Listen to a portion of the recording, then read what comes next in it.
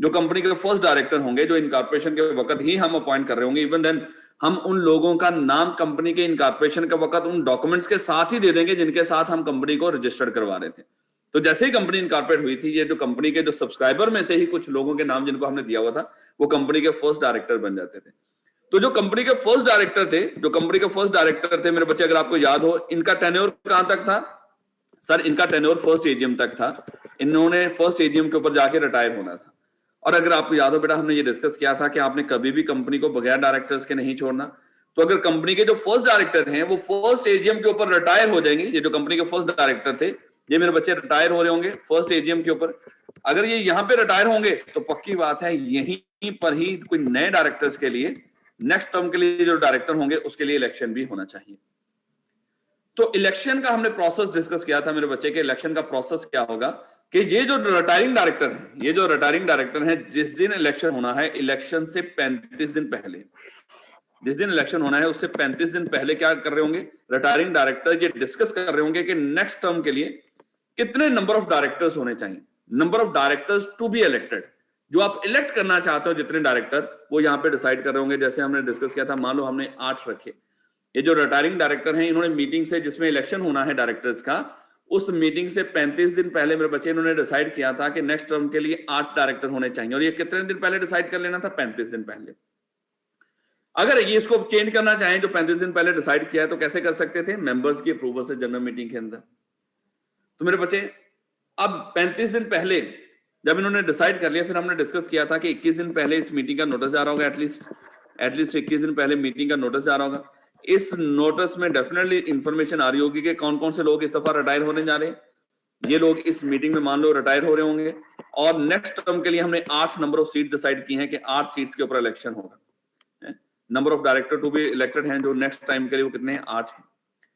और जो बंदा डायरेक्टर का इलेक्शन लड़ना चाहता हो, जो कॉन्टेस्ट करना चाहता हो, वो अपने इंटरेस्ट फॉर्म कंपनी को जमा करवा दे। कुछ इस तरह की इंफॉर्मेशन आ रही होगी। हम भी सारे इस कंपनी के मेंबर हैं, हमें ये नोटिस मिला, तो साथ ही वो लोग जो डायरेक्टर का इलेक्शन लड़ना चाहते थे, उन्होंने कंपनी को नोटिस, इंटरेस्ट फॉर्म जमा करवाने शुरू कर दिए।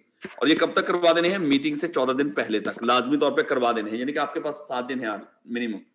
जब आपको नोटिस मिला उसके 7 दिन के अंदर अंदर अब आपने इंटरेस्ट फॉर्म के, आप भी डायरेक्टर का इलेक्शन कॉन्टेस्ट करना चाहते हो, वो कंपनी को जमा करवा देने हैं। जब ये इंटरेस्ट फॉर्म कंपनी को जमा हो रहे होंगे, अब बड़ी सारी दुनिया ने अप्लाई नहीं किया होगा, जिन्होंने अप्लाई भी किया होगा वो भी ये जानना चाहते होंगे कि भाई कितने लोग हैं जिन्होंने कंपनी के डायरेक्टर का इलेक्शन लड़ना है, और वो कौन कौन है, ताकि हमें पता हो हमने किसको वोट देना है, किसको नहीं देना। तो कंपनी क्या कर रही होगी, जैसे ये इंटरेस्ट फॉर्म कंपनी को जमा हो रहे होंगे, कंपनी मीटिंग से, इलेक्शन वाले दिन से, यहाँ पे इलेक्शन होना है, ये इलेक्शन डे है, तो बेटा बच्चे इलेक्शन डे से पहले कम से कम 7 दिन पहले, जिस मीटिंग में इलेक्शन होना है उससे 7 दिन पहले क्या कर रही होगी? दोबारा से सारे मेंबर्स को नोटिस भेज रही होगी। और अगर ये लिस्टेड कंपनी, आपको पता है कि एक उर्दू अखबार में, एक इंग्लिश अखबार में, वो भी पब्लिश करना होता है। लो बेटा, तो यहां पे क्या हुआ? अब हमने डिस्कस किया था कि मेरे बच्चे इलेक्शन डे आएगा, इलेक्शन का दिन होगा, और यहां पे होगी वोटिंग। अगर तो ये जो इंटरेस्ट फॉर्म है, 8 हमने डायरेक्टर डिसाइड किए थे, डायरेक्टर्स टू बी इलेक्टेड, जो नेक्स्ट टर्म के लिए हमने डायरेक्टर डिसाइड किए थे, वो 8 थे। अगर जिन्होंने इंटरेस्ट फॉर्म जमा कराए, जो डायरेक्टर्स का इलेक्शन लड़ना चाहते हैं, वो 8 हो या 8 से कम हो, 8 हो या 8 से कम हो, तो फिर मेरे बच्चे डिस्कस किया था, ये सारे के सारे लोग डायरेक्टर कंसीडर होंगे, ये अनअपोज डायरेक्टर बन जाएंगे, बगैर इलेक्शन के बिला मुकाबला ये डायरेक्टर मुंतखब हो जाएंगे, अगर 8 लोग ही डायरेक्टर का इलेक्शन लड़ने आए या उससे कम, क्योंकि हमने 8 ही डिसाइड किए थे। लेकिन मेरे बच्चे, अगर 8 से ज्यादा लोग आ जाए डायरेक्टर के इलेक्शन लड़ने के लिए, कॉन्टेस्टेंट जो है वो 8 से ज्यादा हो जाए, फिर तो पक्की बात है यहां पे इलेक्शन होगा। जब इलेक्शन होगा तो डेफिनेटली बेटा इस इलेक्शन के अंदर वोटिंग हो रही होगी। अब वोट किस तरह काउंट हो रहे होंगे, किस तरह कास्ट हो रहे होंगे, वो तरीका मेरे बच्चे देख लीजिएगा। हमने डिस्कस किया था, वैसे बाय डिफॉल्ट क्या होता है? बाय डिफॉल्ट क्या होता है? एक शेयर बराबर होता है, एक शेयर बराबर होता है एक वोट के, एक शेयर बराबर होता है एक वोट के।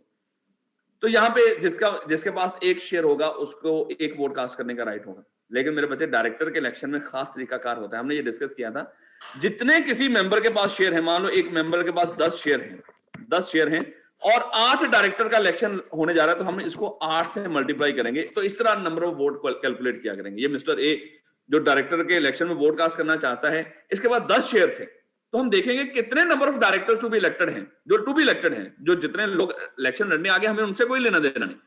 जितनी सीट्स हमने फिक्स कर रखी हैं कि जिनके ऊपर इलेक्शन होना है, मेरे बच्चे वो देखना है, जितने शेयर किसी के पास उसको उससे मल्टीप्लाई करना है। फिर यहाँ पे मेरे बच्चे मान लो इसके पास 80 वोट आ रहे होंगे, एक मिस्टर बी है, मिस्टर बी के पास 100 शेयर है, तो आज हमने 8 डायरेक्टर इलेक्ट करने हैं, तो उसको मल्टीप्लाई किया 8 से, तो 800 वोट। तो इस तरह मेरे बच्चे ये वोट कैलकुलेट हो रहे होंगे हर बंदे के पास। और जिसके पास अब जितने शेयर वोट होंगे वो चाहे तो किसी एक बंदे को कास्ट कर दे, चाहे तो ज्यादा लोगों को कास्ट कर दे। फिर अगर आपको याद हो, हमने डिस्कस किया था कि जब ये इलेक्शन हो जाएगा, वोट कास्ट हो जाएंगे, उसके बाद हम देखेंगे फर्स्ट हाईएस्ट वोट किसको मिले हैं। फर्स्ट हाईएस्ट वोट किसको मिले हैं, वो बंदा डायरेक्टर बन गया। सेकंड हाईएस्ट करते करते करते मेरे बच्चे हमने 8th हाईएस्ट तक का आना था, और 8th हाईएस्ट में मान लो कोई मिस्टर एच है, इसको 1 लाख वोट मिले हैं, 1 लाख वोट मिले, ये सबसे कम वोट है 8th हाईएस्ट। इसके नीचे भी कुछ लोग वोट ले रहे होंगे, हमें उससे कोई लेना देना नहीं। हमने 8वें नंबर तक, मान लो कि 8 लोगों को इलेक्ट करना था, 8वें नंबर तक जितने लोग, किसी के पास जितने वोट आ रहे होंगे, वो हमारे कंपनी के डायरेक्टर मुंतखब हो जाएंगे। लेकिन मैंने आपको ये भी बताया था बेटा, ये जो इस इलेक्शन के अंदर जो सबसे कम वोट लेकर एक बंदा डायरेक्टर बन रहा है, ये हमारे लिए बड़ा इंपॉर्टेंट है। आगे हमने जब डायरेक्टर को रिमूव करने की बात करनी है, वहां पे इसको बेंचमार्क के तौर पे इस्तेमाल करना है, वहां पे उसको बेंचमार्क के तौर पे इस्तेमाल करना है, वहां पे ये रेफरेंस के तौर पे यूज हो रहा होगा मेरे बच्चे, इसलिए इसको याद रखिएगा। ये डायरेक्टर का इलेक्शन हुआ, फिर हमने साथ ही डिस्कस किया था मेरे बच्चे, यहाँ पे कोई जितने मर्जी वोट लेकर डायरेक्टर बन रहा हो, सारे डायरेक्टर इक्वल होते हैं, सब डायरेक्टर्स की इक्वल पावर होती है। तो अब क्या डिस्कस किया था हमने, procedure fixing the number of director हमने देख लिया, procedure for election of subsequent director को मेरे बच्चे मैं देख रहा हूँ। Notice of contesting the election, जो लोग कॉन्टेस्ट करना चाहते थे इलेक्शन, वो 14 दिन पहले नोटिस जमा करवा देंगे। इलेक्टेड अनअपोज, ये हमने डिस्कस कर लिया कि जितने लोग मान लो कि आपने रखने थे, डायरेक्टर अपॉइंट करने थे, इलेक्ट करने थे, जितनी सीट्स फिक्स की थी, उतने ही लोग अगर इलेक्शन लड़ने आते हैं या उससे कम आते हैं, फिर वो सारे के सारे लोग अनअपोज डायरेक्टर मुंतखब हो जाएंगे। नंबर ऑफ वोट्स हमने देख लिया कि किस तरह कैलकुलेट हो रहे होंगे, जिसके पास जितने शेयर हैं multiply by number of directors to be elected, ये उसके पास वोट्स आ रहे होंगे। रिजल्ट ऑफ पोलिंग, चेयरमैन साहब जो भी होंगे वहां पे वो रिजल्ट डिक्लेयर कर रहे होंगे कि कौन बंदा डायरेक्टर बना है, और फिर जो सबसे हाईएस्ट वोट ले रहा होगा वो क्या बन रहा होगा, डायरेक्टर, उससे सेकंड थर्ड, जहां तक आपको डायरेक्टर्स चाहिए थे वहां तक आप जाओगे। ऑल डायरेक्टर्स आर इक्वल, हमने डिस्कस किया था, यहाँ पे चाहे जो जितने मर्जी वोट लेके कोई बंदा डायरेक्टर बन जाए, सब इक्वल होंगे। और procedure for company limited by guarantee, sir एक कंपनी जिसके पास शेयर ही ना हो तो उसके किस तरह वोटिंग हो रही होगी, किस तरह डायरेक्टर इलेक्ट हो रहे होंगे, वो लॉ कहता है कि उनका तरीकाकार जो भी वो आर्टिकल में लिखना चाहें वो लिख सकते हैं। यहां तक मेरे बच्चे हमने डिस्कशन की थी। आज अपने डिस्कशन को आगे बढ़ाते हैं और बात शुरू करते हैं नॉमिनी डायरेक्टर से। नॉमिनी डायरेक्टर, सर ये क्या होता है मेरे बच्चे? मान लो कि एक कंपनी है, कोई कंपनी ए है, कोई कंपनी ए लिमिटेड है, और इस कंपनी ए लिमिटेड ने मेरे बच्चे कंपनी बी के अंदर शेयर्स खरीद रखे हैं, इसकी यानी कि इन्वेस्टमेंट है शेयर्स के अंदर कंपनी बी के। अब कंपनी ए क्या हुई, कंपनी बी की मेंबर है, शेयर होल्डर है, और कंपनी बी अगर इस कंपनी की डायरेक्टर बनना चाहती हो, तो ये तो हमें पता है कि ये डेफिनेटली एक आर्टिफिशियल पर्सन कंपनी का डायरेक्टर नहीं हो सकता, डायरेक्टर हमेशा नेचुरल पर्सन होगा। अब यहाँ पे मान लो कि अगर इनके पास कोई खास किस्म की शेयर होल्डिंग हो, उस शेयर होल्डिंग की बेस के ऊपर ये कंपनी क्या कर सकती है, ये कंपनी किसी भी बंदे को अपनी तरफ से डायरेक्टर नॉमिनेट कर सकती है इस कंपनी के बोर्ड ऑफ डायरेक्टर के ऊपर। लेकिन ये खास शेयर होल्डिंग हुई है ना, 5-10 शेयर हो, कुछ शेयर हो, है ऐसा नहीं कि 1% शेयर हो और डायरेक्टर नॉमिनेट करते फिर रही हो, देखना पड़ेगा ओवरऑल डायरेक्ट, वो हमारे सिलेबस का हिस्सा नहीं। बहरहाल एक कंपनी के पास अगर मेरे बच्चे इस तरह की पावर हो कि वो खास शेयर होल्डिंग रखती हो, तो वो कंपनी क्या कर सकती है, दूसरी कंपनी के बोर्ड ऑफ डायरेक्टर्स के ऊपर डायरेक्टर नॉमिनेट कर सकती है, क्योंकि वो खुद तो डायरेक्टर नहीं बन सकती, तो ये किसी को नॉमिनेट कर देगी। इस तरह के डायरेक्टर को कहते हैं ये नॉमिनेटेड डायरेक्टर है, जो किसी कंपनी की तरफ से नॉमिनेट हुआ है उसकी शेयर होल्डिंग के बेस के ऊपर। अब उसके बाद नॉमिनेटेड बाय गवर्नमेंट और बॉडी कॉर्पोरेट, इस चीज को देख लीजिएगा कि नॉमिनेटेड बाय गवर्नमेंट और बॉडी कॉर्पोरेट क्या है।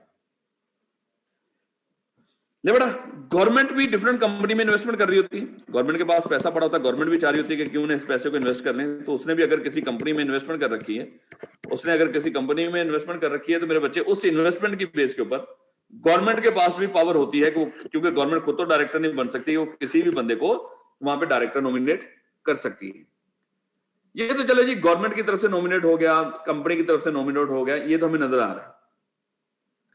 अब आगे अगर आप देखोगे नॉमिनेटेड बाय गवर्नमेंट और बॉडी कॉर्पोरेट, इसको जरा देख लो कि इस लाइन को जरा पढ़ोगे, इसके लास्ट के ऊपर एक लाइन लिखी हुई है, उस लाइन का मैं मतलब आपको समझाने लगा लिमिटेड, इसका लाइन का मतलब क्या है, हुआ क्या, किसी कंपनी के अंदर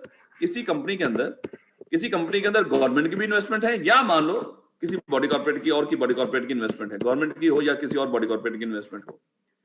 इन्होंने क्या कर दिया, इन्होंने डायरेक्टर भी नॉमिनेट कर दिया अपनी तरफ से, उस बेस के ऊपर, शेयर होल्डिंग की बेस के ऊपर। लेकिन साथ ही ये कहते हैं कि भाई डायरेक्टर तो हमने नॉमिनेट कर दिए, लेकिन जब ये डायरेक्टर के, आपके डायरेक्टर का इलेक्शन आ रहा है, इस इलेक्शन में हमने वोट भी कास्ट करने हैं। अगर कोई बॉडी कॉर्पोरेट इस तरह की फरमाइश कर रही हो कि एक तो मेरी तरफ से ये डायरेक्टर भी नॉमिनेटेड है, और दूसरा जब ये डायरेक्टर का इलेक्शन होगा, जो बाकी डायरेक्टर्स के इलेक्शन हो रहे होंगे, उसमें मैं वोट भी कास्ट करना चाहती हूँ, तो ये तो जाहिर बात है दो तरह की फरमाइशें होगी, एक डायरेक्टर भी नॉमिनेट करना है, और दूसरा वो चाह रहे हैं कि हम जब इलेक्शन हो उसमें वोट भी कास्ट करेंगे। तो ये तो थोड़ा सा मुश्किल हो जाएगा है? बाकी डायरेक्टर्स के इलेक्शन को भी वो कहीं ना कहीं इफेक्ट कर रहे हैं, और खुद अपने डायरेक्टर भी बैठा रहे हैं। क्या ऐसा हो सकता है सर, एक कंपनी अपने डायरेक्टर भी नॉमिनेट कर रही हो, साथ इलेक्शन में भी पार्टिसिपेट कर रही हो? तो यहाँ पे इनको ये समझाया गया इस कंपनी को, भाई अगर देखो आप एक तो अपनी तरफ से डायरेक्टर नॉमिनेट कर रहे हो, करवा लिया आपने भी, ठीक हो गया।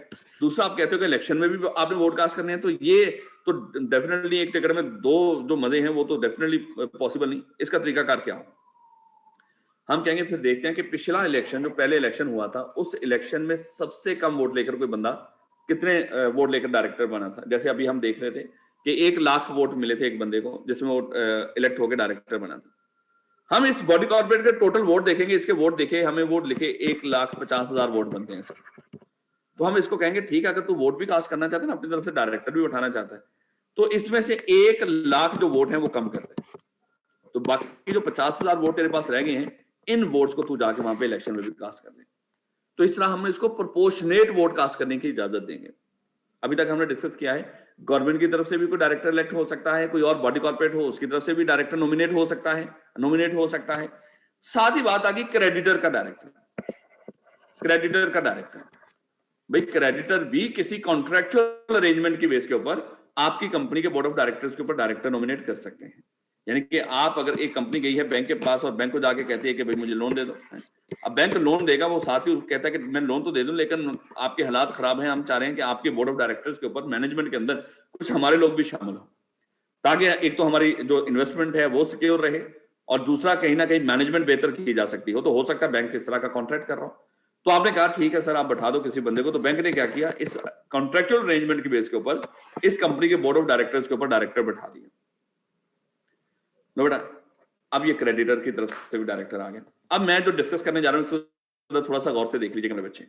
हमने मिनिमम नंबर ऑफ डायरेक्टर देखे थे, अगर आपको याद हो, हमने मिनिमम नंबर ऑफ डायरेक्टर देखे थे कि अगर तो पब्लिक लिस्टेड कंपनी है तो फिर 7 डायरेक्टर होने चाहिए, अनलिस्टेड कंपनी है तो 3 डायरेक्टर होने चाहिए, प्राइवेट कंपनी है other than single member company तो 2 होने चाहिए, अगर सिंगल मेंबर कंपनी है तो 1 डायरेक्टर होना चाहिए।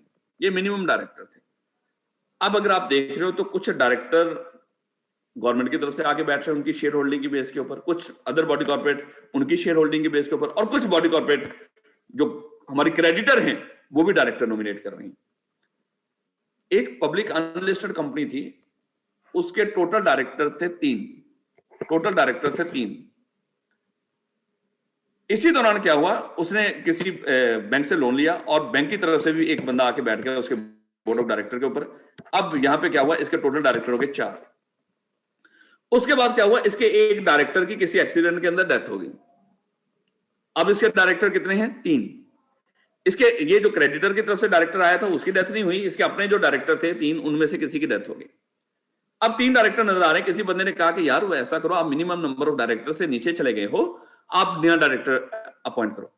वो कहते हैं देखो जी कैसे मिनिमम नंबर ऑफ डायरेक्टर से नीचे चले गए, 3 डायरेक्टर हैं हमारे मिनिमम, तो हमारे 3 तो अभी भी पूरे हैं। तो कोई सियाना बंदा जो आप में से पढ़ा लिखा होगा उसको कहेगा देखो जब minimum number of director count करोगे उसमें जो क्रेडिटर की तरफ से डायरेक्टर आया होगा वो कौन नहीं होता। ये तो लोन लिया था ना आपने, कोई शेयर होल्डिंग की बेस के ऊपर थोड़ी डायरेक्टर बना है, ये कौन नहीं होगा। तो मेरे बच्चे अब इनको नया डायरेक्टर अपॉइंट करना होगा, क्योंकि क्रेडिटर्स का appointed director minimum number of director में काउंट नहीं होता। लेकिन ऐसी ही सिचुएशन अगर इस तरह होती, अगर एक कंपनी थी, पब्लिक अनलिस्टेड कंपनी है, 3 डायरेक्टर थे उसने अपने इलेक्ट किए हुए थे, एक गवर्नमेंट की तरफ से या किसी और बॉडी कॉर्पोरेट की तरफ से शेयर होल्डिंग की बेस के ऊपर, यानी कि गवर्नमेंट ने या किसी और बॉडी कॉर्पोरेट ने शेयर होल्डिंग की बेस के ऊपर इस कंपनी के बोर्ड ऑफ डायरेक्टर्स के ऊपर एक डायरेक्टर बिठाया है। अब इसके डायरेक्टर 4 हो गए। अब इनमें से किसी डायरेक्टर की, इसके किसी डायरेक्टर की डेथ हो जाती है, तो याद रखिएगा अभी भी 3 डायरेक्टर मौजूद हैं वहां पे, लॉ कहता है कि इनको हम मिनिमम नंबर ऑफ डायरेक्टर्स में काउंट करेंगे। ये जो बॉडी कॉर्पोरेट या किसी और गवर्नमेंट की तरफ से शेयर होल्डिंग की बेस के ऊपर कोई डायरेक्टर नॉमिनेट हुआ है, वो मिनिमम नंबर ऑफ डायरेक्टर में उस कंपनी के काउंट होगा। लेकिन जो क्रेडिटर की तरफ से डायरेक्टर आता है वो मिनिमम नंबर ऑफ डायरेक्टर में काउंट नहीं होगा। ये इंपॉर्टेंट बात है मेरे बच्चे, इसको दिमाग में रख लीजिएगा। बेटा अब बात करते हैं fresh election of director. Fresh election of director,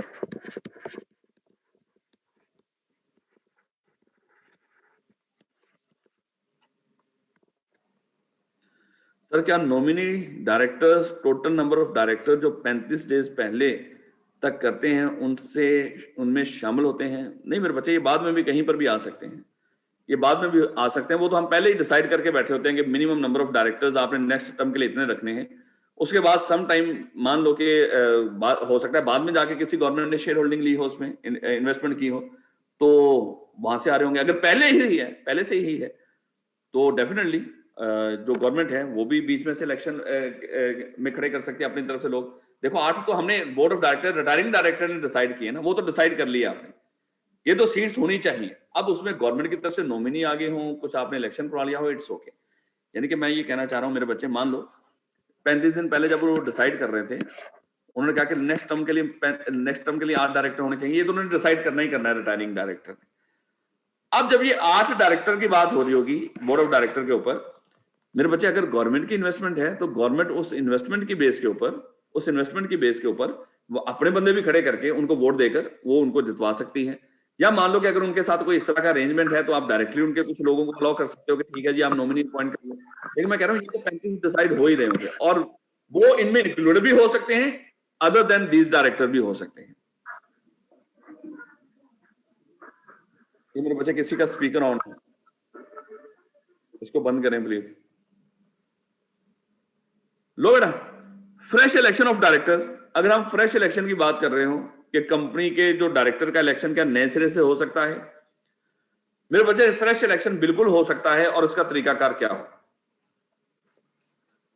मान लो बेटा आज क्या है, आज 15/12/2020 को डायरेक्टर का इलेक्शन हुआ था और बोर्ड ऑफ डायरेक्टर्स के ऊपर डायरेक्टर आके बैठ गए हैं।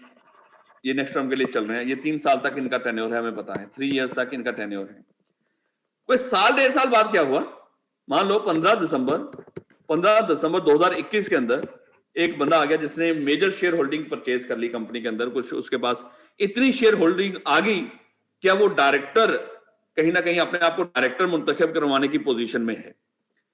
यानी कि आज डायरेक्टर का इलेक्शन हुआ, हमने डायरेक्टर इलेक्ट कर लिए हैं, कुछ ऐसा गुजरने के बाद किसी बंदे ने इतनी शेयर होल्डिंग ले ली है कि वो अब अपने आप को डायरेक्टर मुंतखब करवाने की पोजीशन में हो, इस चीज के एलिजिबल हो गया, वो डायरेक्टर बन सकता है।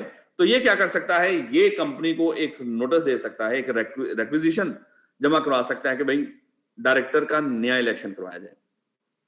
तो भाई इस तरह का अगर कोई शेयर होल्डर आ जाएगा तो उसके कहने के ऊपर आपको डायरेक्टर का इलेक्शन करवाना पड़ेगा, अगर वो सारी रिक्वायरमेंट पूरी हो रही है उसके तहत। तो मेरे बच्चे अब इस तरह ये डायरेक्टर का इलेक्शन हो सकता है।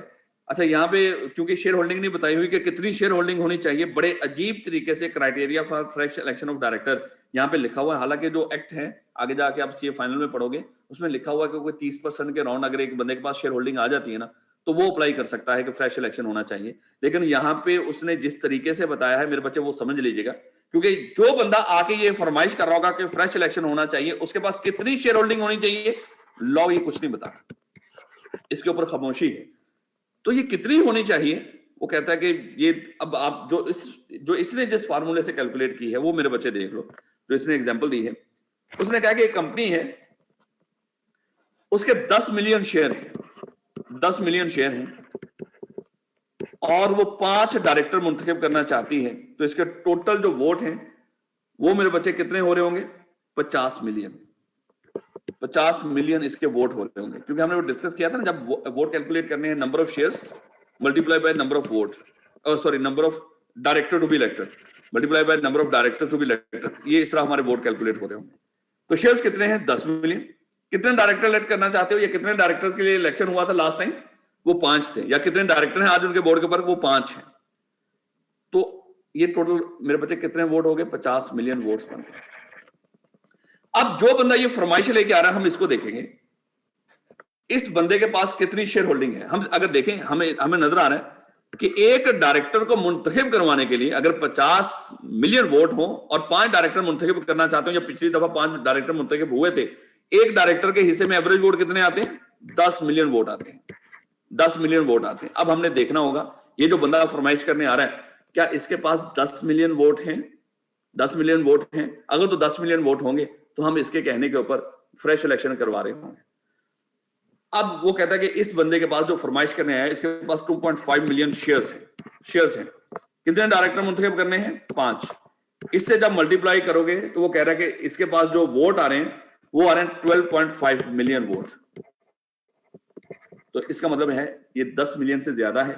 तो अब ये डायरेक्टर, मान लो कि इसके कहने के बाद हम डायरेक्टर का इलेक्शन करवा रहे होंगे, इस तरीके से इसने कैलकुलेट किया है, बड़े अजीब तरीके से, और बनता नहीं था इस तरह इसका करना, लेकिन इसने कर दिया और हमने आपको बता दिया कि ये किस तरह कर रहा है। अदरवाइज मेरे बच्चे, जब आप सीए फाइनल में पहुंचोगे वहां पे बता रहा होगा कि जिस बंदे के पास 30% शेयर होल्डिंग होगी तो वो कंपनी को कह सकता है कि नया इलेक्शन होना चाहिए, और बल्कि वो डायरेक्टली भी नहीं कहता। ये सीए फाइनल की बात कर रहा हूं, यहाँ पे नहीं। पहले उसके लिए हम वैसे ही उसको अकोमोडेट करते हैं कि ठीक है सर, अगर आपके पास 30% शेयर आ गए हैं, हमारी कंपनी के बोर्ड ऑफ डायरेक्टर के ऊपर 10 बैठे हुए, 3 तो आपके बनते हैं, आप 3 डायरेक्टर बैठा लो। लेकिन वो उसके ऊपर अगर एग्री ना हो, ओके नहीं मैं ज्यादा बैठा सकता हूं, तो फिर वो इलेक्शन भी करवा सकता है। तो इस तरह एक पूरा तरीकाकार है वहां पे। लेकिन इन्होंने यहाँ पे लिख दिया कि कोई एवरेज वोट अगर उसके पास हैं, जो उसके एक डायरेक्टर को चाहिए होते हैं, अगर उसके पास हैं इतने बनते वोट, तो वो फ्रेश इलेक्शन के लिए कह सकता है। अब जब कोई बंदा फ्रेश इलेक्शन के लिए अप्लाई कर देगा, अगर कोई शेयर होल्डर है, वो बोर्ड को अप्लाई कर रहा है, बोर्ड ऑफ डायरेक्टर्स को अप्लाई कर रहा है कि भैया फ्रेश इलेक्शन करवाओ, फ्रेश इलेक्शन करवाओ। अब ये अगर फ्रेश इलेक्शन की बात हो रही होगी यहाँ पे, ये कितने अरसे में करवाना है? मेरे बच्चे याद रखिएगा, जैसे ही ये रिक्विजिशन जमा करवाएगा फ्रेश इलेक्शन के लिए, इसकी रिक्विजिशन से अगले 30 दिन के अंदर 30 दिन के अंदर अंदर डायरेक्टर फ्रेश इलेक्शन करवाने के लिए प्रोसीडिंग शुरू कर दें। ये नहीं कि इलेक्शन होना है, नहीं मेरे बच्चे, ये याद रखिएगा, ये नहीं कि 30 दिन के अंदर अंदर इलेक्शन होना है, भाई प्रोसीडिंग शुरू कर दे हैं। वो कहीं ना कहीं number of director, retiring director, हम ये आप रिटायर होने जा रहे होंगे ना, फ्रेश इलेक्शन होने जा रहा है, ये नंबर ऑफ डायरेक्टर फिक्स कर रहे होंगे नेक्स्ट टर्म के लिए, वो नोटिस भेज रहे होंगे, लोगों से इंटरेस्ट फॉर्म जमा करवा रहे होंगे, दोबारा उनको कम्युनिकेट कर रहे होंगे, वो सारे इलेक्शन का जो प्रोसीजर है वो अडॉप्ट करना शुरू कर दें। तो ये कितने दिनों के अंदर करना शुरू कर देना? उन्होंने 30 दिन के अंदर अंदर। ये जिसने फ्रेश ये अप्लाई किया ना, ये देख रहा होगा कि जिस दिन मैंने एप्लीकेशन दी है, एप्लीकेशन से 30 दिन के अंदर अंदर क्या डायरेक्टर्स में कोई हलचल है, क्या डायरेक्टर इकदाम कर रहे हैं नए इलेक्शन करवाने के लिए? तो अगर तो नहीं कर रहे तो फिर मेरे बच्चे क्या है, कहता कि the board shall upon receipt of such requisition as soon as practical but not later than 30 days proceed to hold fresh election of directors of the company. और अगर ये एक लिस्टेड कंपनी हो, फिर बीच में बेटा कमीशन भी आ रहा होता है, कमीशन भी आके बीच में रोल अदा कर रहा होता है। उसके बाद ये तो मेरे बच्चे फ्रेश इलेक्शन की बात होगी। हमने फ्रेश इलेक्शन में क्या डिस्कस किया है, अगर कोई बंदा उसके पास रिक्विजिट शेयर होल्डिंग हो, और वो कितनी है, जो उसको डायरेक्टर मुंतखब करवाने के लिए काफी हो। अगर उसके पास इतनी शेयर होल्डिंग है तो वो डायरेक्टर्स को कह सकता है कि बोर्ड ऑफ डायरेक्टर को कह सकता है कि फ्रेश इलेक्शन करवाया जाए। तो जिस दिन इसने रिक्विजिशन जमा करवानी है, उस रिक्विजिशन के अगले 30 दिन के अंदर अंदर 30 डेज के अंदर अंदर मेरे बच्चे उस कंपनी के बोर्ड ऑफ डायरेक्टर ने इलेक्शन करवाने के लिए प्रोसीडिंग शुरू कर देनी, इकदाम करने शुरू कर देने। इलेक्शन तो पॉसिबल ही नहीं है 30 दिन के अंदर अंदर, इकदाम करने शुरू कर देने। लो बेटा, अब नेक्स्ट हमने डिस्कस करना है powers of the court to declare election invalid. Court की पावर को डिस्कस करने लगे हैं कि उसके पास ऐसी पावर्स हैं कि जिसकी बेस के ऊपर वो डायरेक्टर्स के इलेक्शन को इनवैलिड करार दे सकती हो। मेरे बच्चे, अगर तो कुछ लोग, कुछ मेंबर्स जिनके पास एटलीस्ट 10% शेयर होल्डिंग हो, 10% वोटिंग पावर हो, चाहे वो किसी एक के पास हो, चाहे कुछ लोगों के साथ मिलकर हो, अगर इनको लग रहा है कि जो डायरेक्टर का इलेक्शन हुआ था वो मुनासिब नहीं हुआ, उसमें वोटिंग सही तरीके से नहीं हुई, कुछ प्रॉक्सीज के वोट, एक बंदे ने ज्यादा लोगों को प्रॉक्सी अपॉइंट किया था, उसके वोट बीच में कैलकुलेट कर दिए, नोटिस नहीं मिला हुआ था मेंबर्स को, कोई भी इरेगुलरिटी होती है, उसके बेस पे क्या कर सकते हैं, उसके बेस के ऊपर ये कोर्ट में अप्लाई कर सकते हैं। कोर्ट में अप्लाई कर सकते हैं कि भाई इस डायरेक्टर्स के इलेक्शन को इनवैलिड करा दिया जाए। और ये कितने दिनों के अंदर? इन्होंने जिस दिन डायरेक्टर का इलेक्शन हुआ है, इलेक्शन के 30 डेज के अंदर अंदर, याद रखिए। अच्छा, यही तरीका हमने जाके ना मीटिंग के चैप्टर के अंदर भी पढ़ना है कि मीटिंग को इनवैलिड करार देने का तरीका क्या है। सेम है, दोनों सेम है क्योंकि मीटिंग में ही तो इलेक्शन हुआ है डायरेक्टर का। उस सारी की सारी मीटिंग को या उसमें एक रेजोल्यूशन को, एक जो बिजनेस था, जो डायरेक्टर का इलेक्शन था, उसको इनवैलिड करा देना हो, सेम तरीका याद रखिएगा, डिट्टो। ये डिट्टो जो हमने यहां पे डिस्कस किया है, यही जाके हमने मीटिंग को इनवैलिड करा देने के लिए भी पढ़ना है। परेशान ना होइएगा कि डायरेक्टर्स के इलेक्शन को इनवैलिड करा देना हो या मीटिंग को किसी भी मीटिंग को इनवैलिड करा दिलवाना हो, तो उसका तरीकाकार क्या है? सेम तरीका है। वो लोग जिनके पास 10% शेयर होल्डिंग हो, अगर उस मीटिंग में कोई इरेगुलरिटी हुई है, डायरेक्टर के इलेक्शन में इरेगुलरिटी हुई है, वो क्या कर सकते हैं? उस डायरेक्टर के इलेक्शन के 30 डेज के अंदर अंदर कोर्ट को अप्लाई कर सकते हैं। और कोर्ट मान लो कि अगर चाहे तो सारे के सारे डायरेक्टर का दोबारा इलेक्शन करवाने का कह सकता है, या किसी एक डायरेक्टर के इलेक्शन को इनवैलिड करार दे सकता है और कहेगा इसके ये जो इलेक्शन है ये दोबारा से होना चाहिए। सर मान लें हमने कुछ डायरेक्टर को मुंतखब किया था, कुछ बोर्ड ऑफ डायरेक्टर को मुंतखब किया था, और इसके ऊपर इन लोगों ने एतराज उठा दिया कि भाई इनकी जो अपॉइंटमेंट है, जो इलेक्शन है, वो वैलिड नहीं था, ये दोबारा से इलेक्शन होना चाहिए, और मामला कोर्ट में है। लेकिन कोर्ट में आपको पता कुछ टाइम लग जाता है ये सारी चीजें डिसीजन होने में। इतने में इन लोगों ने कुछ रेजोल्यूशंस पास की। इन्होंने बोर्ड ऑफ डायरेक्टर्स की मीटिंग के अंदर कुछ रेजोल्यूशंस पास की। इन रेजोल्यूशंस की क्या हैसियत होगी? मान लो कल कोर्ट कहता है कि इनका जो इलेक्शन था वो मुनासिब नहीं था, इनवैलिड कर देता है इलेक्शन को और दोबारा से इलेक्शन करवाने का कह देता है, तो इन्होंने जो एज ए डायरेक्टर जो डिसीजन लिए होंगे उस कोर्ट के डिसीजन से पहले, उसकी क्या हैसियत होगी? लॉ कहता है कि इन्होंने एज ए डायरेक्टर जो भी फैसले किए होंगे वो बिल्कुल वैलिड होंगे, हाँ, जिस दिन कोर्ट ने इसको इनवैलिड डिक्लेयर कर दिया किसी एक डायरेक्टर को, या सारे के सारे डायरेक्टर को इनवैलिड डिक्लेयर कर दिया, उसके बाद ये लोग कोई फैसला नहीं करेंगे, उसके बाद किसी डिसीजन मेकिंग में इन्वॉल्व नहीं होंगे, उस फैसले की कोई हैसियत नहीं होगी। लेकिन जो फैसले इन्होंने एज ए डायरेक्टर कोर्ट का फैसला आने से पहले किए होंगे, वो फैसले बिल्कुल वैलिड होंगे। चाहे किसी एक डायरेक्टर को, मान लो कि एक डायरेक्टर को वो वहां पे पिटीशन आई है कि भाई एक डायरेक्टर का इलेक्शन मुनासिब नहीं हुआ, सही तरीके से नहीं हुआ, तो कोर्ट ने उस डायरेक्टर का इलेक्शन दोबारा से करवाने का कह दिया। तो ये बंदा भी उस मीटिंग में बैठा करता था जिसमें डायरेक्टर का फैसला होता था, तो उन फैसलों का क्या करना है? वो कहते हैं बिल्कुल वैलिड है। जो भी कोर्ट का फैसला आने से पहले किसी डायरेक्टर को आपने डिस्क्वालीफाई करना है, उसके डिस्क्वालिफिकेशन से पहले उसके इलेक्शन को इनवैलिड करा देना है, उसके इनवैलिड करार होने से पहले जो भी उसने डिसीजन लिए होंगे एज ए डायरेक्टर की पोजीशन के ऊपर बैठकर एज ए डायरेक्टर, क्योंकि जब तक कोर्ट का फैसला नहीं आया था तब तक तो मेरे बच्चे वो डायरेक्टर नहीं था ना, तो वो जितने भी डिसीजन होंगे वो सारे के सारे बिल्कुल वैलिड होंगे। उसके बाद बेटा कैजुअल वैकेंसी क्या है? अच्छा मेरे बच्चे, अगर आप देखो हमने ये डिस्कस कर लिया कि आज जो डायरेक्टर आपने इलेक्ट किए हैं, ये इलेक्टेड डायरेक्टर का टेन्योर कहां तक है? सर इनका टेन्योर है अगले 3 साल तक। ये अगले 3 साल तक कंपनी के डायरेक्टर्स हैं। मेरे बच्चे, क्या इज इट पॉसिबल कि ये 3 साल पूरे ना करें? हो सकता है इनमें से किसी डायरेक्टर की डेथ हो जाए, हो सकता है कोई बीमारी की वजह से, लगातार बीमार रहने की वजह से वैसे ही चाह रहा है कि मैं डायरेक्टरशिप छोड़ना चाह रहा हूं, वैसे ही लीव कर दे। ये भी हो सकता है कि किसी डायरेक्टर ने कोई ऐसी हरकत की हो जिसको लॉ ने डिस्क्वालीफाई कर दिया हो या आपने रिमूव कर दिया हो, कुछ भी हो सकता है।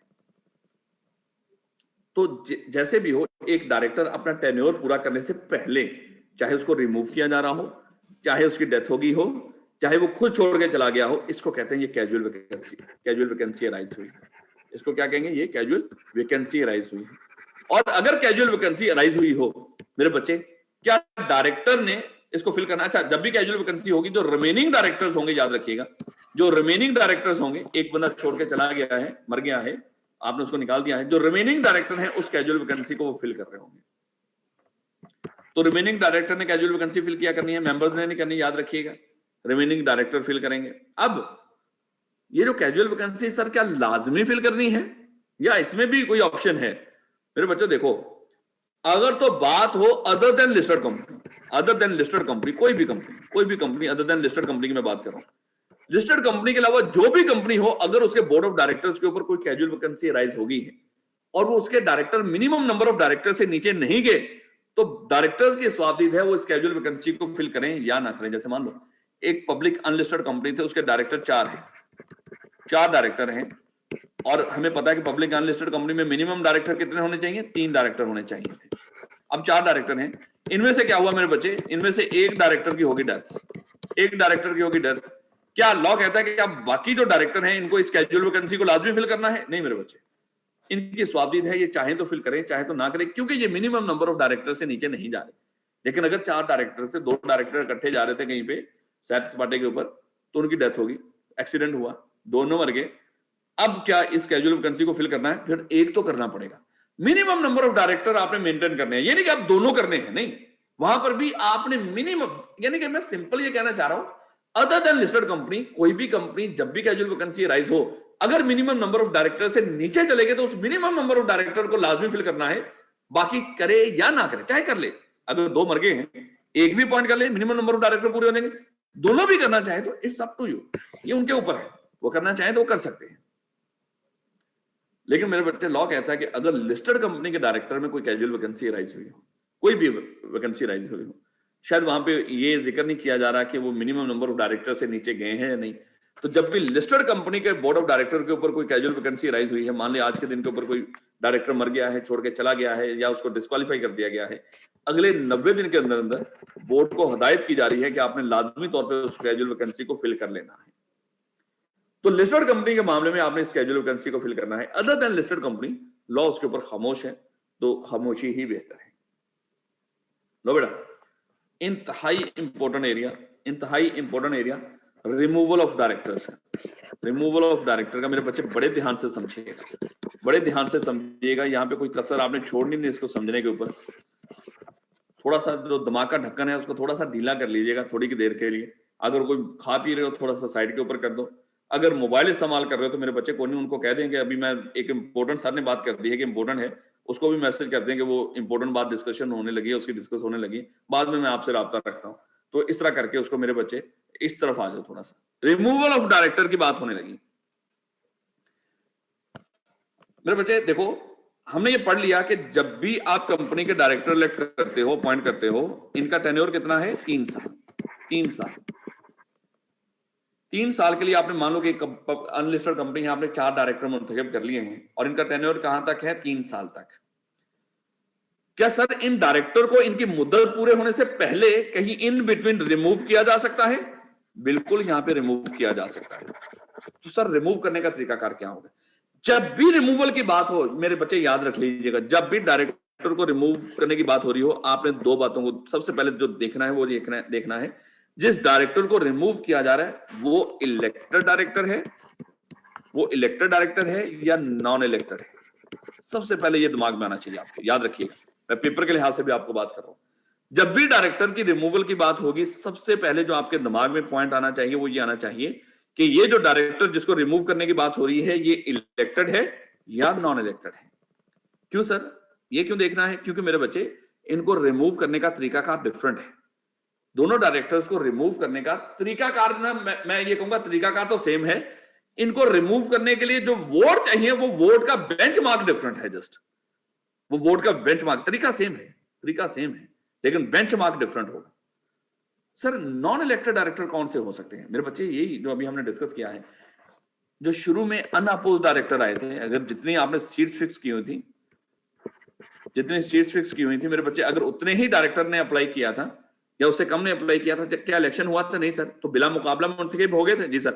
ये भी तो अनअपोज्ड डायरेक्टर जो थे बगैर इलेक्शन के आए हैं, बिल्कुल ऐसे ही। उसके बाद अगर आपने कोई कैजुअल वैकेंसी फिल की हो, क्या ये कैजुअल वैकेंसी वाले डायरेक्टर इलेक्शन के थ्रू आते? नहीं सर, ये भी डायरेक्टर ने अपॉइंट किए होते हैं, बिल्कुल, ये भी नॉन इलेक्टेड डायरेक्टर है। उसके बाद जो कंपनी के फर्स्ट डायरेक्टर थे, फर्स्ट डायरेक्टर को भी तो आप रिमूव कर सकते थे ना। क्या फर्स्ट डायरेक्टर कंपनी के इलेक्शन से आ रहे थे? नहीं सर। ये 3 डायरेक्टर दिमाग में रखिएगा, ये नॉन इलेक्टेड डायरेक्टर है। जो अनअपोज्ड डायरेक्टर हैं, जो कैजुअल वैकेंसी को फिल करके डायरेक्टर आ रहा है, और जो कंपनी के फर्स्ट डायरेक्टर थे, ये सारे नॉन इलेक्टेड डायरेक्टर होते हैं। इनको रिमूव करने के लिए जो वोट चाहिए वो डिफरेंट होंगे, याद रखिएगा। मसला यहां पे वोट्स का है। इनको वोट कुछ और चाहिए होंगे और इलेक्टेड डायरेक्टर को निकालने का वोट का जो बेंचमार्क है वो कुछ और है। लो बेटा, mister A, mister B, mister C, mister D, मान लो ये 4 डायरेक्टर थे किसी कंपनी के, और ये चारों के चारों इलेक्टेड डायरेक्टर हैं। और कोई मिस्टर बी है, ये कंपनी का बड़ा ही गुसीले किस्म का मान लो कि शेयर होल्डर है। इसने कहा कि देखो जी, ये जो मिस्टर ए है इसकी तो मुझे शक्ल ही पसंद नहीं, शक्ल ना कहो कि मान लो इसकी अकल पसंद नहीं, ये जिस तरह ये डायरेक्टरशिप कर रहा है ये कंपनी को डुबोएगा, इसको रिमूव करो। या मान लो कि हो सकता है उसने कोई इसकी कोई इस तरह की अनएथिकल हरकत देख ली हो, तो ये शेयर होल्डर कह रहा है कि भाई इस मिस्टर ए को रिमूव करो। अब ये थोड़ी होगा कि अगर ये कह रहे हैं रिमूव करो हम इसकी चुप करके बात मान लेंगे, ठीक है सर आपने कह दिया हमने रिमूव कर दिया, ऐसा नहीं होगा। अगर इस तरह कोई मान लो कि रेजोल्यूशन आ जाती है डायरेक्टर को रिमूव करने के लिए, तो हम इसके लिए क्या करेंगे, जनरल मीटिंग कॉल होगी, जनरल मीटिंग होगी सर, मीटिंग में डिसाइड होगा। अब जब मीटिंग हुई, मान लो यहां पे मीटिंग चल रही है, उस मीटिंग में हमने मिस्टर ये मिस्टर जो बी है, इसको कह लेते हैं मिस्टर बी को कहा कि मिस्टर बी चलें रेजोल्यूशन अपनी पेश करें। अब मिस्टर बी ने कहा कि ठीक है सर, मेरी रेजोल्यूशन क्या है, मेरी रेजोल्यूशन ये है कि मिस्टर ए को रिमूव किया जाए, मिस्टर ए की रिमूवल होनी चाहिए, ये रेजोल्यूशन है। यानी कि जनरल मीटिंग कॉल की, जनरल मीटिंग में हमने ये कहा मिस्टर बी चल अपनी रेजोल्यूशन पेश कर। उसने कहा कि मेरी रेजोल्यूशन क्या है, कि मेरी रेजोल्यूशन मिस्टर ए को एज ए डायरेक्टर रिमूव करने की है, डायरेक्टरशिप से रिमूव करने की है। ये रेजोल्यूशन किस लिए आई है मेरे बच्चे, ये रेजोल्यूशन सर डायरेक्टर को रिमूव करने के लिए आई है। अब इस रेजोल्यूशन की फेवर में भी वोट होंगे, इस रेजोल्यूशन के वहां पे वोटिंग होगी और दोबारा से उसी तरह ही वोट होंगे सबके पास, जो हमने पहले डिस्कस किए थे कि जिसके पास जितने शेयर्स हैं उतने ही वोट हैं दोबारा से आज। अब मान लो कि लोगों के पास वो वोट आ जाएंगे सारे, जिसके पास जितने शेयर उतने vote, multiply by number of director to be elected, एक शेयर, और डायरेक्टर हमने मान लो 4 रखे थे, आज उसके पास 4 वोट होंगे। अगर मान लो कि किसी के पास 100 शेयर है, आज उसके पास अगर 4 डायरेक्टर थे हमारे टेन्योर के लिए, उसके पास 400 वोट हो गए। तो अब जब रेजोल्यूशन आई है मेरे बच्चे, ये रेजोल्यूशन आई है डायरेक्टर को रिमूव करने के लिए, अब इसके ऊपर होगी वोटिंग, इसके ऊपर होगी वोटिंग। अब जब वोटिंग होगी, कुछ वोट इस रेजोल्यूशन की फेवर में पड़ेंगे और कुछ वोट मेरे बच्चे इस रेजोल्यूशन के अगेंस्ट पड़ेंगे। अब मैं आपसे एक चीज पूछना चाहता हूं कि जो वोट इस रेजोल्यूशन की फेवर में पड़ेंगे वो डायरेक्टर को रिमूव करना चाहते हैं या उसको बचाना चाहते हैं? सर उसको, वो भी रिमूव करना चाहते हैं, क्योंकि ये रेजोल्यूशन किस चीज लिए आई है, ये रेजोल्यूशन ही रिमूव करने के लिए आई है। तो जो इसको जो इसकी फेवर करेगा, इसका मतलब वो भी रिमूव करना चाहता है। और जो वोट इस रेजोल्यूशन के अगेंस्ट आएंगे वो क्या करना चाहते होंगे? सर वो इस डायरेक्टर को बचाना चाहते होंगे, क्योंकि ये रेजोल्यूशन ये उस डायरेक्टर के लिए आग है, जो इसके अगेंस्ट होगा मान लो वो पानी है। यानी कि ये जो रेजोल्यूशन आई है ये डायरेक्टर को निकालने के लिए आ रही है, जो इसके अगेंस्ट खड़ा होगा मान लो वो डायरेक्टर को बचाना चाहता है। तो जो वोट इस रेजोल्यूशन के अगेंस्ट पड़ेंगे मेरे बच्चे, वो डायरेक्टर को बचाना चाहते हैं। और हमारे लिए ये रेलिवेंट है, ये कतन भी रेलिवेंट नहीं है। जैसे हमने ये एग्जांपल ली थी कि जो लास्ट इलेक्शन हुआ था, ये तो हमने 4 की बात की ना, मान लो इनके जो इन 4 लोगों का जब लास्ट इलेक्शन हुआ था, इसमें कोई भी इनमें से जो भी बंदा था, हमें नहीं पता वो ए था या कोई भी था, जो चौथे नंबर पे आया था, जो 4th नंबर के ऊपर था, जो 4th नंबर के ऊपर डायरेक्टर बना था, उसको मिले थे 50,000 वोट। 50,000 वोट जो लास्ट चौथे नंबर के ऊपर था, उसको कितने वोट लेकर वो डायरेक्टर बना था? 50,000। अब हम देख रहे होंगे कि भाई इस रेजोल्यूशन की अगेंस्ट कितने वोट पड़े हैं। मान लो मेरे बच्चे वो वोट पड़े हैं 60,000, और इस रेजोल्यूशन की जो फेवर में वोट पड़े हैं वो पड़े हैं 1 करोड़।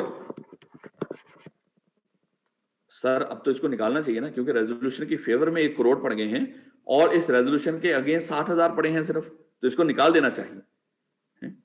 तो मेरे बच्चे देखो, यहां पे लॉ कहता है कि ये बंदा, जब आप इसको निकालने की बात करोगे, जब ये इस बंदे को निकालने की बात करोगे, तो ये जो मिस्टर ए है ये बाकी डायरेक्टर की तरफ देखेगा और उसका ध्यान उस बंदे के ऊपर पड़ेगा जिसने पिछले इलेक्शन में सिर्फ 50,000 वोट लेकर वो इस डायरेक्टर की सीट पर बैठा होगा। और वो कह रहा होगा कि देखो आज भी मेरी इतनी अच्छी रिप्यूट है कि मुझे 60,000 वोट पड़ रहे हैं, यानी कि 60,000 वो वोट हैं जो मुझे बचाना चाहते हैं। और इसी डायरेक्टर बोर्ड ऑफ डायरेक्टर्स के ऊपर एक बंदा बैठा हुआ है जिसने 50,000 वोट लिए थे, तो फिर मुझे निकालना तो ज्यादती है, चाहे उस रेजोल्यूशन की फेवर में करोड़ वोट पड़ा, अगेंस्ट में सिर्फ 60,000। याद रखिएगा, जो पिछला इलेक्शन हुआ है इस बंदे को इस रेजोल्यूशन के अगेंस्ट या उस डायरेक्टर की फेवर में, रेजोल्यूशन के जो अगेंस्ट वोट होगा वो डायरेक्टर की फेवर में होगा। अगर उसको आज भी उतने वोट मिल जाते हैं जो पिछले इलेक्शन में जो सबसे कम वोट लेकर कोई बंदा डायरेक्टर बना था, इसको नहीं निकाला जाएगा। इसलिए मेरे बच्चे देखिएगा, जब इलेक्टेड डायरेक्टर को निकालना है तो रेजोल्यूशन आएगी उसको रिमूव करने के लिए। उस रेजोल्यूशन के जो फेवर में वोट पड़ेंगे वो आपके किसी काम के नहीं, उनको इग्नोर कीजिएगा, वो धोखा देने के लिए पेपर में इस्तेमाल करेगा। आपने जो उस रेजोल्यूशन के अगेंस्ट वोट पड़े हैं इनको उठाना है, और वो पेपर में बता रहा होगा कि पिछले इलेक्शन में सबसे कम वोट लेकर कोई बंदा कितने वोट लेकर डायरेक्टर बना था, वो बता रहा होगा। आपने इन दोनों को कंपेयर करना है। अगर ये आज 50,000 वोट भी ले जाता ना, यानी कि इस रेजोल्यूशन के अगेंस्ट 50,000 वोट भी पड़ जाते, तो मेरे बच्चे तब भी इसको नहीं निकाला जाना था। लेकिन अगर इसको वोट पड़ते 49,999, तो फिर तो मेरे बच्चे निकालना था इसको। तो ये तरीकाकार है इलेक्टेड डायरेक्टर को निकालने का, याद रख लीजिएगा। इलेक्टेड डायरेक्टर को निकालने के लिए इसलिए मैंने कहा था जो लास्ट इलेक्शन होगा, ये सिर्फ लास्ट इलेक्शन इलेक्टेड डायरेक्टर के लिए है। तो इलेक्टेड डायरेक्टर को निकालने के लिए जो लास्ट इलेक्शन हुआ होगा उसमें जो सबसे कम वोट पड़े हैं वो दिमाग में रख लीजिएगा।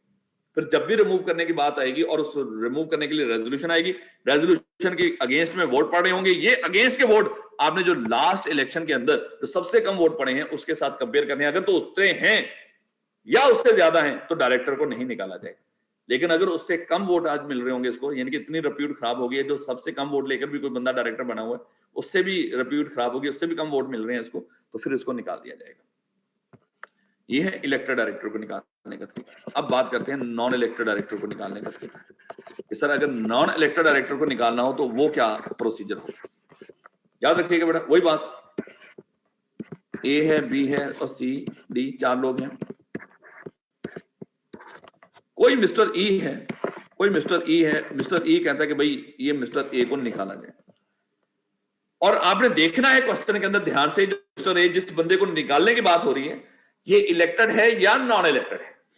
हो सकता है ड्यूरिंग द कैजुअल कोई कैजुअल वैकेंसी राइज हुई हो, इसको कैजुअल वैकेंसी फिल करने के लिए अपॉइंट किया हो सकता है ये कंपनी का फर्स्ट डायरेक्टर में से कोई हम रिमूव करने जा रहे हैं, यानी कि हैं ये सारे फर्स्ट डायरेक्टर हैं और इनमें से मिस्टर ए को रिमूव करने जा रहे हैं। तो कोई भी, यानी कि वो जो नॉन इलेक्टेड डायरेक्टर हैं वो आप देख लीजिएगा, या अनअपोज्ड डायरेक्टर से सारे के सारे। तो मिस्टर ए ने कहा कि भाई मैं चाहता हूं कि इस डायरेक्टर को रिमूव किया जाए, तो रेजोल्यूशन आ गई इसकी तरफ से। ये रेजोल्यूशन किस लिए आई है, डायरेक्टर को रिमूव करने के लिए। अब इस रेजोल्यूशन के ऊपर दोबारा से वोटिंग होगी और वोट्स का वही तरीका का जो पहले था। अब इस रेजोल्यूशन की फेवर में भी वोट पड़ेंगे और उसके अगेंस्ट में भी पड़ेंगे। जो फेवर में है दोबारा से किसी काम के नहीं, जो अगेंस्ट में वो काम के, जो डायरेक्टर को बचाना चाहते हैं वो काम के। क्या सर इसको भी हम लास्ट इलेक्शन में, मान लो हो सकता है सारे अनअपोज्ड आए हो, इलेक्शन हुआ ही ना हो, क्या लास्ट इलेक्शन फिर हम किसके साथ कंपेयर करेंगे? और मेरे बच्चे दिमाग में रख लीजिएगा, जो नॉन इलेक्टेड डायरेक्टर को जब निकालने की बात होगी, लास्ट इलेक्शन के जो कम से कम वोट पड़े हैं उसके साथ हमारा कोई लेना देना नहीं। इसके लिए आपको जस्ट एवरेज वोट कैलकुलेट करनी है। एवरेज वोट पहले आप कैलकुलेट करके रख लीजिएगा दिमाग में, चाहे वहां पे उसको कैलकुलेटर से निकाल के रख लीजिएगा। वो क्या है एवरेज वोट, फार्मूला क्या है एवरेज वोट को निकालने का, number of director for the term. देखो जब तक इलेक्शन ना हुआ हो तब तक हम लफ्ज यूज करते हैं number of director to be elected, जो इलेक्ट करने हैं अभी। जब इलेक्शन हो गया है या इलेक्शन होने की नौबत ही नहीं आई, सारे अनअपोज्ड ही आ गए हैं, तो मेरे बच्चे उसके लिए हम यूज करते हैं number of directors for the term. जो for the term number of director हैं हमारे पास, multiply by number of voting shares, जो हमारे वोटिंग शेयर्स हैं कंपनी के total voting shares, divided by number of directors for the time being. आज board of director के ऊपर कितने डायरेक्टर बैठे हुए हैं, याद रखिएगा, ये number of director for the term और फॉर द टाइम बीइंग ये दोनों डिफरेंट भी हो सकते हैं। हो सकता है कोई कैजुअल वैकेंसी राइज हुई, हमने 8 director number of director for the term सोचे हुए थे, कोई कैजुअल वैकेंसी राइज हुई हो और हमने वो कैजुअल वैकेंसी फिल ही नहीं की, number of director for the time being. आज कितने बोर्ड ऑफ डायरेक्टर्स के ऊपर डायरेक्टर बैठे हुए, हो सकता है वो कम हो, 7 हो सकता है इन्हीं डायरेक्टर में कोई नॉमिनी डायरेक्टर आगे बैठा हो, कोई इस तरह हमने चीफ एग्जीक्यूटिव अपॉइंट कर लिया हो बाद में, ये बढ़ भी सकते हैं, हो सकता है ये 10 हो, जो भी हो। क्वेश्चन में ध्यान से देख लीजिएगा, अगर डायरेक्टर्स को वो चेंज नहीं कर रहा तो फिर तो जितने number of director for the term थे और मोस्टली होते ही वही हैं, वो चेंज ही नहीं करता। 8 डायरेक्टर थे, कंपनी के 1 करोड़ वो है मेरे बेटा वोटिंग शेयर्स हैं, 1 करोड़ शेयर्स हैं, ये वोट कैलकुलेट कर रहे हैं हम, एवरेज वोट 1 करोड़ शेयर हैं और इसको डिवाइड कर दिया, मान लो कि डायरेक्टर में कोई कमी ज्यादा हुई नहीं थी, 8 ही डायरेक्टर हैं, तो मेरे बच्चे इस तरह आपके पास एवरेज वोट आएंगे, इन दोनों को इस तरह काट दिया तो 1 करोड़ वोट, याद रखिएगा 1 करोड़ वोट इसको लेना पड़ेगा तब ये बचेगा। यानी कि जब आपने नॉन इलेक्टेड डायरेक्टर को निकालना है तरीकाकार वही है, रेजोल्यूशन आएगी, उस रेजोल्यूशन के फेवर में वोट पड़ेंगे, अगेंस्ट में वोट पड़ेंगे। लेकिन जो उस रेजोल्यूशन के अगेंस्ट में वोट पड़ रहे हैं डायरेक्टर को बचाने के लिए, इसके लिए बेंचमार्क क्या होगा, ये average vote non elected director को निकालने के लिए। इसके साथ ये जो वोट पड़े हैं, अब इसको वोट पड़े हैं मान लो 99 लाख, और इसको वोट कितने चाहिए थे इसको बचने के लिए, एवरेज वोट 1 करोड़, इसको निकाल दिया जाएगा। हो सकता है इसको ये जो 90 लाख हो एवरेज वोट आए हैं हमारे पास, और इसको पड़ गए हैं 99 लाख, अब ये क्या है, ये बच जाएगा। तो ये मेरे बच्चे इलेक्टेड और नॉन इलेक्टेड डायरेक्टर को निकालने का तरीकाकार है। इंशाल्लाह कल जब हमारे दोबारा क्लास हो रही होगी, पहले मैं इसको दोबारा से आपको बताऊंगा, इसका ओवरव्यू दूंगा, फिर इंशाल्लाह आगे बढ़ेंगे। तो आप लोगों ने नीचे जो एग्जांपल दी हुई है मेरे बच्चे, उन एग्जांपल को लाजमी कीजिएगा, जो एग्जांपल दी हुई है उनको कर लेंगे इंशाल्लाह। होपफुली मेरा ख्याल है कि